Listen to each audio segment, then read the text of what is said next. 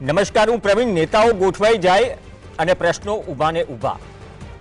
આ માત્ર આજના દિવસની વાત નથી, પરંતુ આજ એક સિરસ્તો ચાલ્યો આવે છે, જે સિરસ્તો કદાચ પ્રજાને પણ ગમે છે અથવા તો ન ગમે તો ચર્ચા બખૂબી ચોરે પણ થાય છે, સોશિયલ મીડિયા પર પણ થાય છે। આજની બે મોટી ઘટના, એક ઘટના ખૂબ ચાલી, એક ઘટના છૂટી છવાઈ ચાલી, મીડિયા માધ્યમોમાં બહુ ઓછી દેખાશે। એક અમદાવાદની ઘટના હતી, એક ગાંધીનગરની કોબા વિસ્તારની કમલમની ઘટના હતી, અને લાગ્યું કે બંનેને એક જ સ્ક્રીન પર લાવીએ તો ખબર પડે કે શું થઈ રહ્યું છે। પહેલી તસવીર રાજુ કરપડા જોડાઈ છે ભારતીય જનતા પાર્ટીમાં। આમ તો જ્યારથી આમ આદમી પાર્ટી છોડી હતી ત્યારથી ચર્ચાઓ હતી કે આમ આદમી પાર્ટી છોડ્યા બાદ હવે ભાજપનો હાથ પકડશે, અને બીજી તરફ ખેડૂતો છે, જે ખેડૂતો ખાવડાથી ઓલપાડની વીજલાઇનમાં જે 8 જિલ્લાઓ છે, 497 ગામ છે, તેના અસરગ્રસ્ત ખેડૂતો 5000થી વધુ વાંધા અરજી લઈને આવ્યા। રાજુ કરપડા જાય છે અને રાજુ કરપડા પહેલા તો વખાણ કરે છે 10,000 કરોડના ઐતિહાસિક પેકેજની। જાહેર કર્યું છે સરકારે, કરવા પણ જોઈએ, પણ વિધાનસભાનો છેલ્લો જવાબ હતો કે 8,000 કરોડની આસપાસ ચૂકવણી થઈ છે, અને આ 10,000 કરોડનું પેકેજ કેમ આપવું પડે સરકારે, ન માત્ર રાજુભાઈ પરંતુ દરેક ખેડૂત નેતાને ખબર છે કે પ્રધાનમંત્રી ફસલ બીમા યોજના 2019થી આ ગુજરાતમાં નથી। મુખ્યમંત્રી કિસાન સહાય યોજના માળીએ ચડાવી દીધી છે, એટલા માટે પેકેજ જાહેર કરવું પડે। બાકી વીમા કંપનીઓ હતી જેનાથી આ સરકાર કામ ન લેવડાવી શકી, એ જગ જાહેર છે। અને જો ભાજપના મંચ પર જઈને, મંચ કોઈનો પણ હોય, નેતા કોઈ પણ હોય, રાજુ કરપડાએ સ્વીકાર કર્યો કે ખેડૂતોના પ્રશ્નો છે એના મુદ્દે લડતા રહીશું, તો 40 કિલોમીટર દૂર હતી આ વીજલાઇનની કચેરી, જે કંપનીની કચેરીએ 497 ગામના અસરગ્રસ્ત ખેડૂતો વાંધા લઈને આવ્યા છે।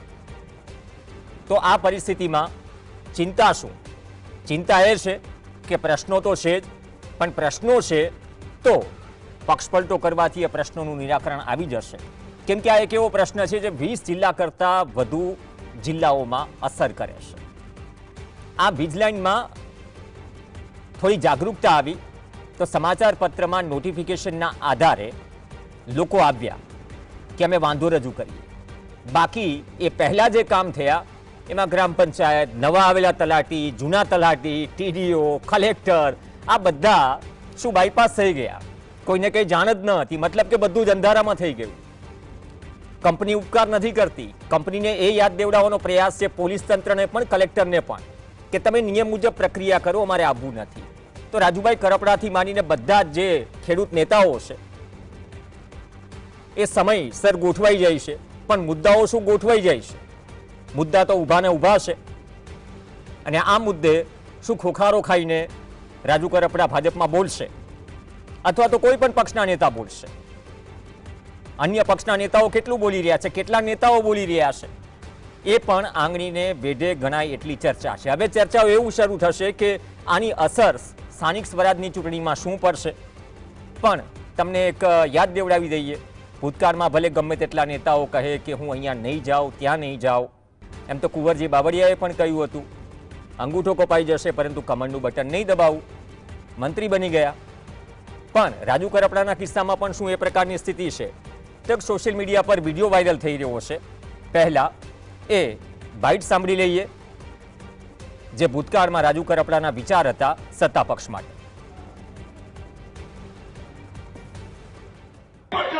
કે રાજુ કરપડાને તો આમ કરશું, ભાજપમાં લઈ લેશું, લોકડું ઢીકડું કરી લેશું, એને કહીએ છીએ સુરત દાદા ઉગમણા ઉગવાની બદલે જેથી આથમણા ઉગે ને તેથી સમજો કે રાજુ કરપડા ભાજપનો ખેસ પહેરે। બાકી નાના લંબુરિયાઓ જે ગામો ગામ દલુડિયાઓ ફરે છે એને ખબર જ નથી કે એનો ગુરુ અડધી રાતે મારાથી પીવે છે, એ ખબર જ નથી। અહીંયા ફિલોસોફી આજુબાજુના ગામમાં કરે, અમારી ઓળખાણ, અમારો સંબંધ, એટલે કોન્સ્ટેબલ તમારી આબરૂ નથી રાખતો, શું કામ સંબંધની ફિલોસોફી કરો છો? એક પણ કાયદો જાણતા નથી, એક પણ નિયમથી વાકેફ નથી, અધિકારીને ખખડાવીને કઈ હકવાની તાકાત નથી।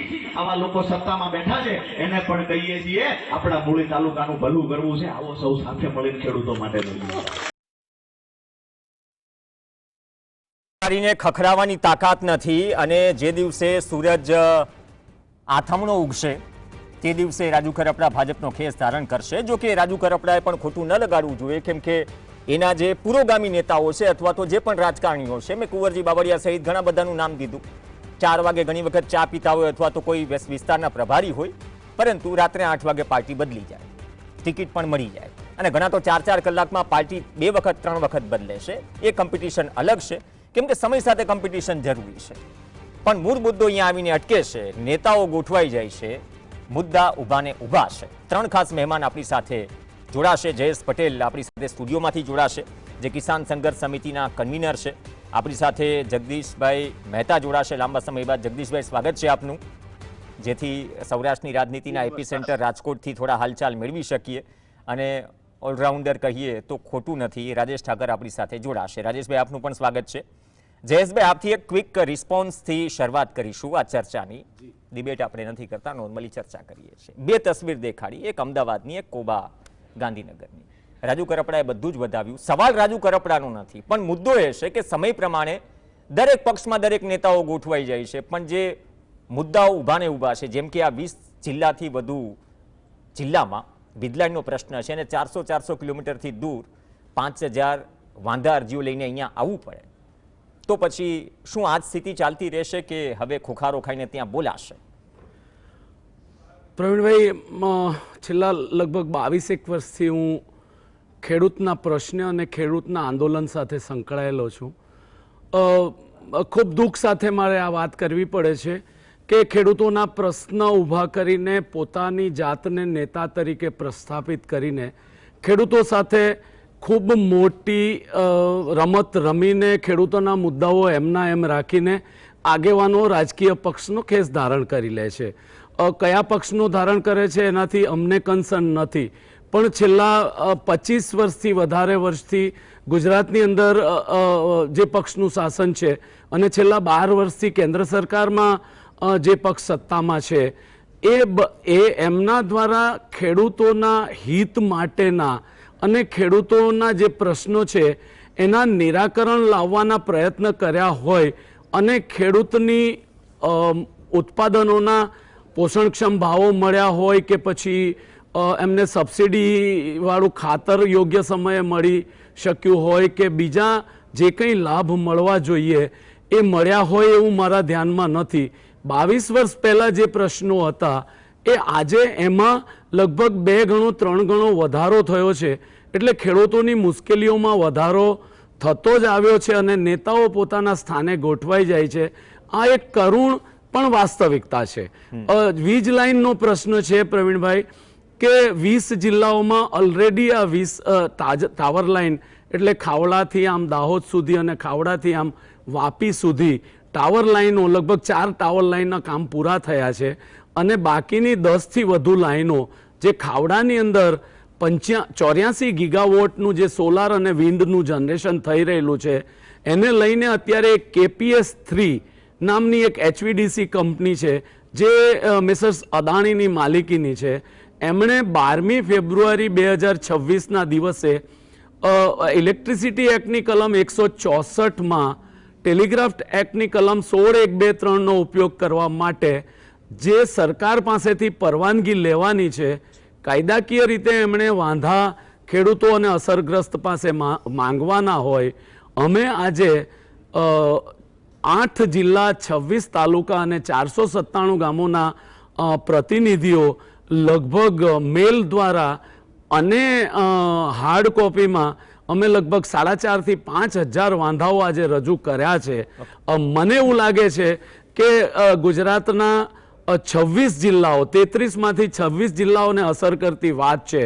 એટલે સત્તા પક્ષમાં બેઠા પછી જો વળતર નથી આપવામાં આવતું, કાયદાનું ઉલ્લંઘન કરીને વહીવટી તંત્ર અને પોલીસ તંત્ર ખેડૂતો ઉપર દમન કરે છે, કાયદાને બાજુ મૂકીને જિલ્લાના કલેક્ટરો ખોટા ઓર્ડર કરે છે, ખેડૂતના જમીનમાં અદાણીના અને અંબાણીના અધિકારીઓ આવીને પાવરગ્રીડના અધિકારીઓ આવીને જબરજસ્તી ખેતરમાં ઘૂસે છે, ખેતરમાં ખેડૂત પાસે 7/12 માંગવામાં આવે છે. આવી જે જોહુકમી છે ને આ બધી જ જોહુકમી ઘણી વખત જે આવે છે બહુ ગંભીર બાબત છે. જયેશભાઈ જે વાત કરી જગદીશભાઈ કે આ બધા જ પ્રશ્નો છે અને 26 જિલ્લાને આઈ થિંક જી 26 જિલ્લાને સાહેબ અસર કરતો મુદ્દો છે, જ્યાં નિયમો બાયપાસ થયા છે, જે સરકારી પ્રક્રિયા કરવાની હોય તો થઈ જ નથી. આ એક થઈ રહી છે એટલા માટે આ 5000 વાંધા આવ્યા ખાવડાથી ઓલપાડની લાઈનમાં.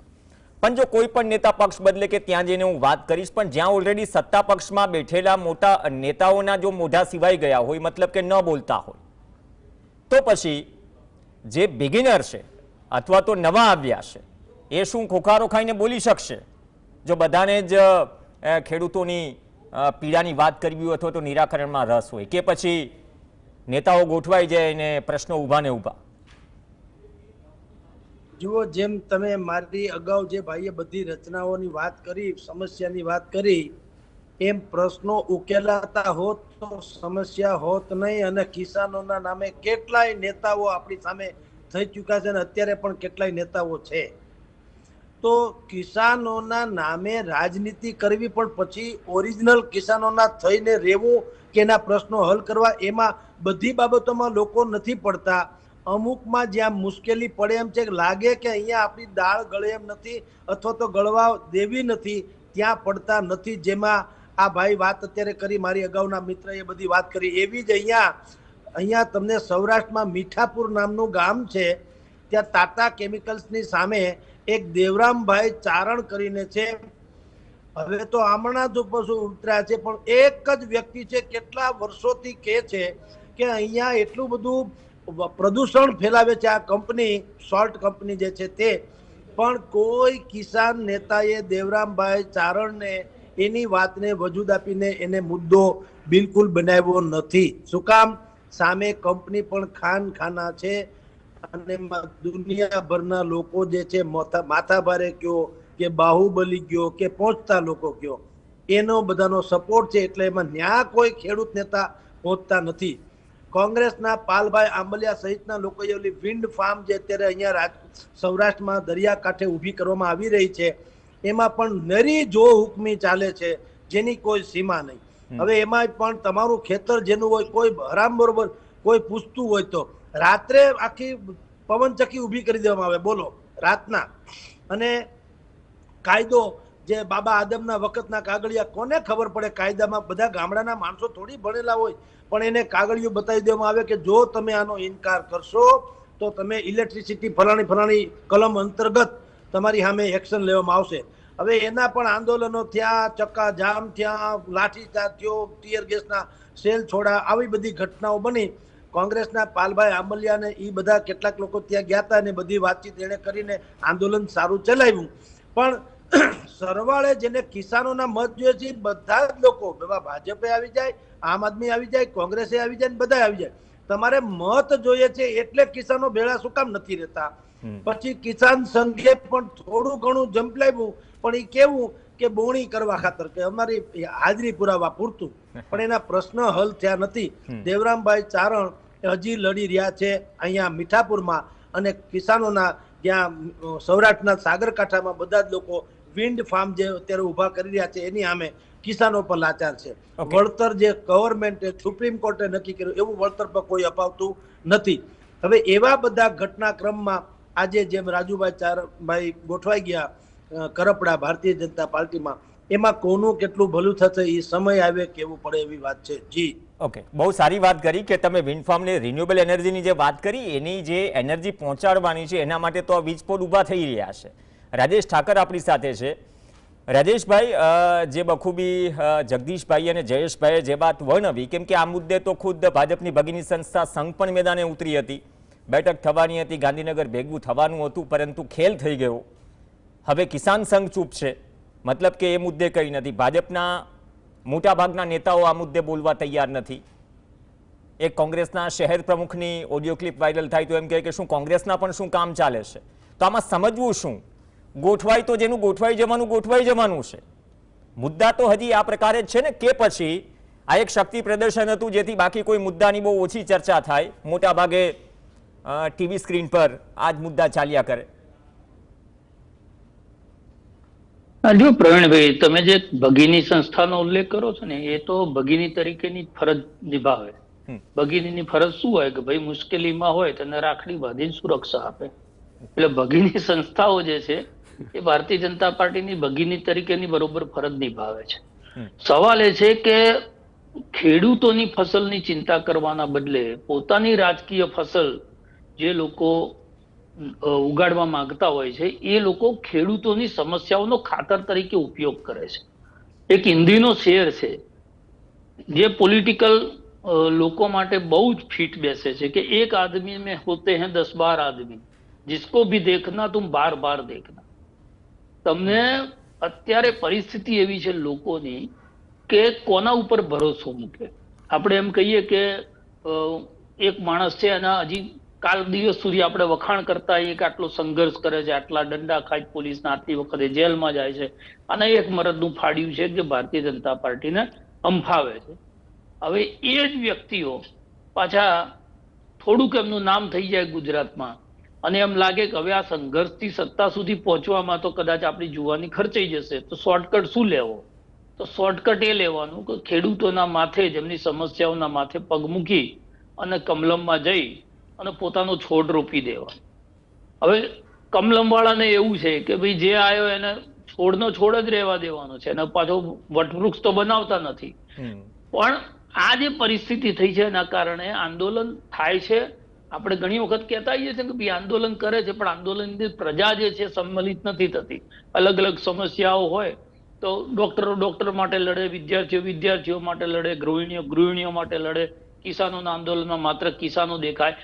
પ્રજા એક નાગરિક તરીકે પૂરક નથી થતી એકબીજાની સમસ્યામાં.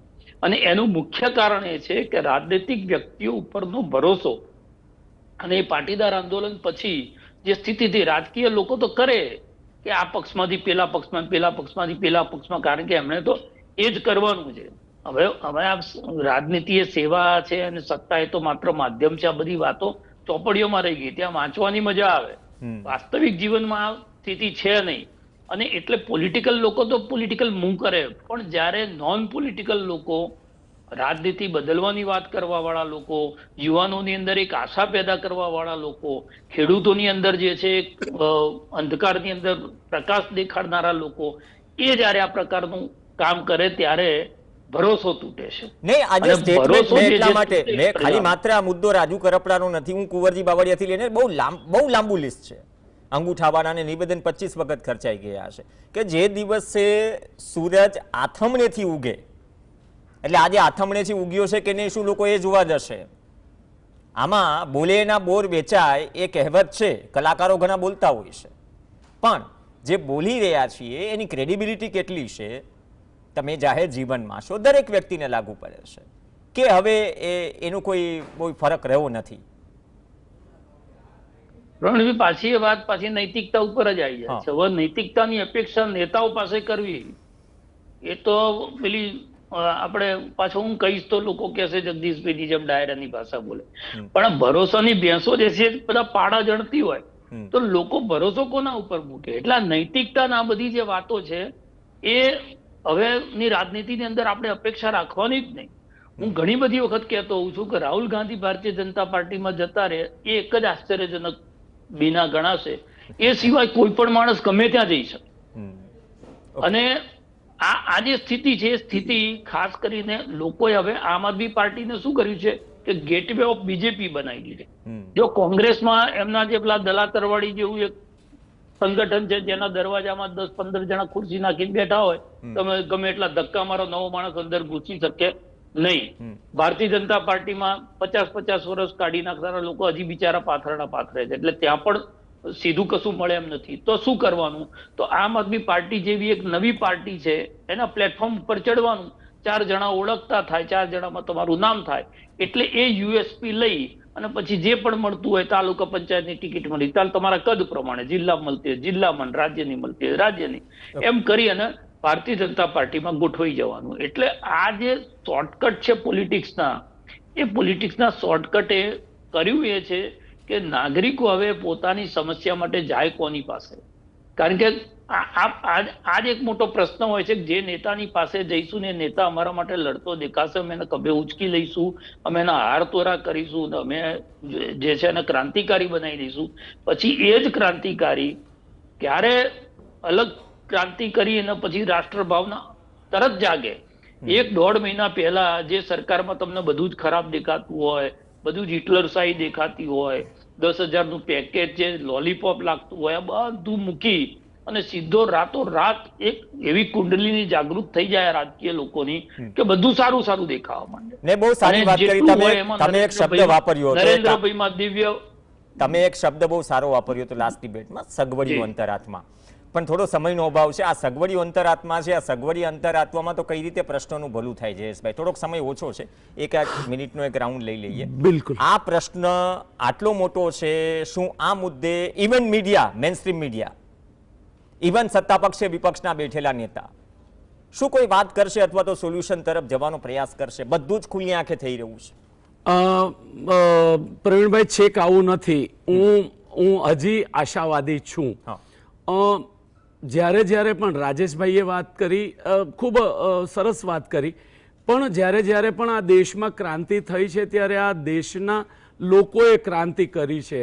અને ખેડૂતોના પ્રશ્નોથી મેં આપને કીધું કે અમે 20-22 વર્ષથી અમે કામ કરીએ છીએ અને આ બધા લોકો સાથે ખૂબ નજીકથી કામ કર્યું છે. પણ જેની મહત્વાકાંક્ષા છે, જેણે સત્તાનો લોભ લાલચ છે, એ કરે છે, પણ ખેડૂતો હજી એટલા ફ્રસ્ટ્રેટ થયા નથી અને ખેડૂતો પોતાના મુદ્દે લડી લેવા માટે હવે તૈયારી કરી રહ્યા છે. આ KPS 3ની જે આજની ઘટના છે પ્રવીણભાઈ, એ કાયદાનો અભ્યાસ કરીને ખેડૂતોએ પોતે તૈયાર કરેલા વાંધાઓ કે અત્યારે જે 1885નો કાયદો હતો એમાં જે નવા કાયદાઓ બન્યા અને એમાં એકમાં બીજાના કાયદાનો સમાવેશ કરીને જે લોકોને અંધારામાં રાખીને, ખેડૂતોને અંધારામાં રાખીને કંપનીઓ કામ કરતી હતી અને સરકાર કંપનીઓના બિહાફ ઉપર, મતલબ ઉદ્યોગપતિના બિહાફ ઉપર કામ કરતી હતી, એ વાત ખેડૂતોના મનમાં અને દિલમાં પહોંચી ગઈ છે. આવા પ્રસંગો બનતા રહેશે. રાજુભાઈ જેવા અનેક લોકો રાજકીય પક્ષ સાથે જોડાતા રહેશે, પણ ખેડૂતોની સમસ્યા વિશે ખેડૂત માહિતગાર થયો છે, ખેડૂત માહિતગાર થઈને પોતાના હકથી લડતો થયો છે. અને આવનારા દિવસોમાં હું તો ખૂબ આશાવાદી છું કે ગુજરાત ખેડૂત આંદોલનનું એપી સેન્ટર બને ટાવર લાઇનને લઈને, એટલો હું આશાવાદી છું. પ્રવીણ, ચલો આ એફિલ ટાવર વાળી વાત આવી જગદીશભાઈ. ખેતરે ખેતરે એફિલ ટાવર, ભલે પેરિસ જેવા રસ્તા બને કે ન બને, વિસાવદર જેવું ભૂતકાળ થયું, પણ આ મુદ્દો એટલો થોડો સળગતો હશે. કદાચ આ મુદ્દે ટેકનિકલી જો આ બધું અભ્યાસ કરીને કલેક્ટર કચેરીમાં પણ જઈને એમને એમના નિયમ યાદ દેવડાવવો પડે. આ તો કેવી પરિસ્થિતિ? DDO કે તલાટીને નિયમ યાદ દેવડાવવો પડે અથવા કંપનીને યાદ દેવડાવવો પડે. કંપનીએ કોઈ ઉપકાર નથી કર્યો, પરંતુ વાંધા જે રજૂ કરવાની વાત હતી રજૂ કર્યા, તો નરી આંખે થઈ રહ્યું છે.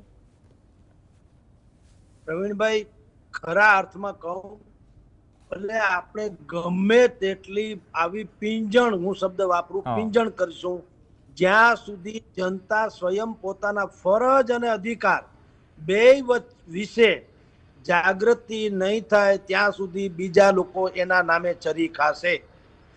તમને ખેડૂતોને પણ ખબર, તમે જેમ હમણાં કીધું તેમ કે તલાટી કમ મંત્રી હોય કે બીજા મામલતદાર હોય, એને પાછા નિયમ બીજા લોકો આગેવાનો છે કે સાહેબ ફલાણા નિયમ અંતર્ગત તમે અન્યાય કરો છો, ત્યારે તો એને ખબર પડે છે.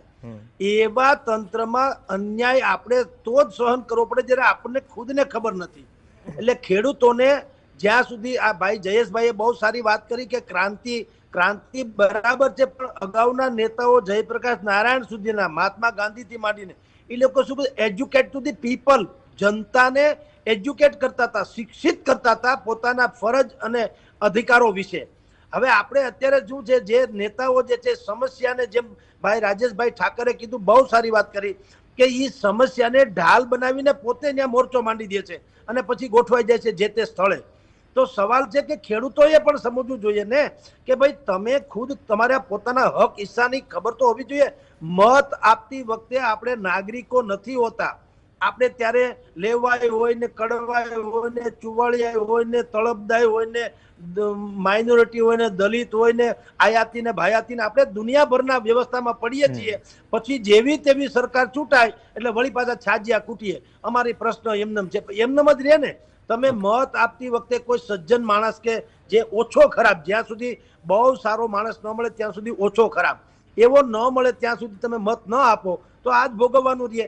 બાકી તમારી જાણ કરતા જ્યારે તમને સ્વયં ખેડૂતોને ખબર નથી કે આપણા અધિકાર શું છે, તો કોઈ પણ માણસ, કંપની વાળા હોય કે કોઈ પણ માણસ હોય, એ આપણને ઉલ્લુ બનાવી જવાના. એટલે આપની જાણ ખાતર દરેક જાગૃતિ તો કરે છૂટકો છે. અને ભાઈ જયેશભાઈ કીધું ખેડૂતો ક્રાંતિ કરશે, એ આપણને જે તે સમયે લાગે.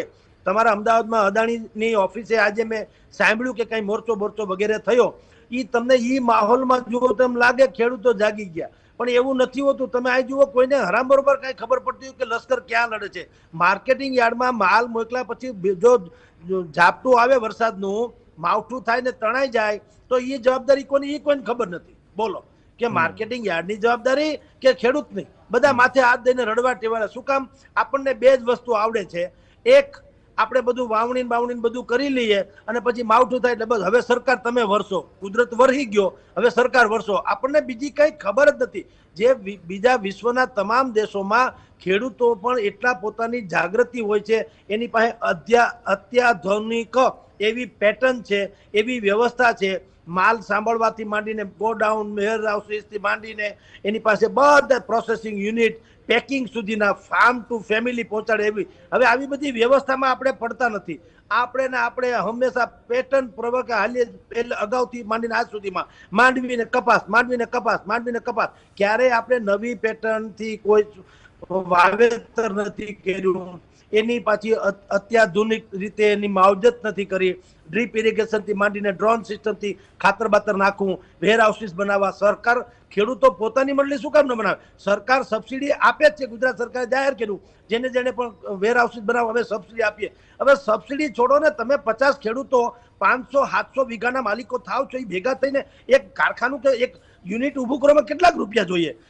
લાખો રૂપિયાનો માલ તણાઈ જાય, પણ તમે એક મોટો શેડ ન બાંધી શકો, તો એ આપણી વાત છે. એટલે હું તમને કહું, જ્યાં સુધી ખેડૂતો પર પોતાની રીતે જાગૃત નહીં થાય, ત્યાં સુધી ખેડૂતોની સમસ્યા હલ નહીં થાય. અને ખેડૂતોની સમસ્યાના નામે અનેક લોકો સરકારમાંથી માંડીને બીજી રીતે પોતપોતાની કેરિયર જમાવશે. ચલો, બહુ સારી વાત કરી, કેમ કે આ બધી જ સમય સાથે વાતો છે ને સમય સાથે ઘણી બધી વસ્તુ અપનાવી પણ જોઈએ. ટેકનોલોજીથી માંડીને પરંપરાગત જે ચાલતું હોય એ ચાલુ રાખવું જોઈએ અને સમય સાથે નવી વસ્તુ અપનાવી જોઈએ. પણ મૂળ મુદ્દો એ છે કે 26 જિલ્લાનો જો પ્રશ્ન હોય તો આ મુદ્દે પક્ષ કોઈ પણ હોય, સત્તા પક્ષ હોય કે ના હોય, પરંતુ જો ખેડૂત જાગૃત હોય અથવા તો પહેલાં કરતાં જાગૃત થઈ ગયો, કારણ કે પહેલાં તો એમને કામ થઈ ગયા, હવે થયો છે, તો એની અસરો શું પડે છે અને એ કેટલી ક્રેડિબિલિટી એટલે કે જવાબદારી પોતાના વિસ્તારના નેતાને યાદ દેવડાવે છે. ચાહે કૃષિ મંત્રી હોય, ઉર્જા મંત્રી હોય, એના ધારાસભ્યો હોય, સાંસદ હોય, અથવા એમના કલેક્ટર હોય, અથવા ડીડીઓ, ટીડીઓ ને તલાટી, અથવા તો જે પણ તેમના ખેતરમાં પગ મૂકે. પણ બધી જ બાજુ એક તરફ જો હુકમી હોય, પોલીસ પ્રશાસનનો સપોર્ટ હોય, તો આમાં કદાચ હક માટે લડે તો એમાં ખોટું નથી. આ પણ લોકશાહીની એક વ્યાખ્યા છે. અપેક્ષા રાખીએ કે પોઝિટિવિટી સાથે, કે ભલે નેતાઓ ગમે ત્યાં ગોઠવાઈ જાય, પણ જે પ્રશ્નો ઊભા છે એટલીસ્ટ એ ઈમાનદારીથી સ્વીકારે, નહીં કે પછી ઓડિયો ક્લિપ વાયરલ થયા બાદ મોઢું छिपावे. ધન્યવાદ જયેશભાઈ મહેતા, જગદીશભાઈ મહેતા, રાજેશભાઈ ઠાકર અને જયેશ પટેલ આપ ચર્ચામાં જોડાયા. આ સાથે ચર્ચામાં હાલ બસ આટલું જ. નમસ્કાર.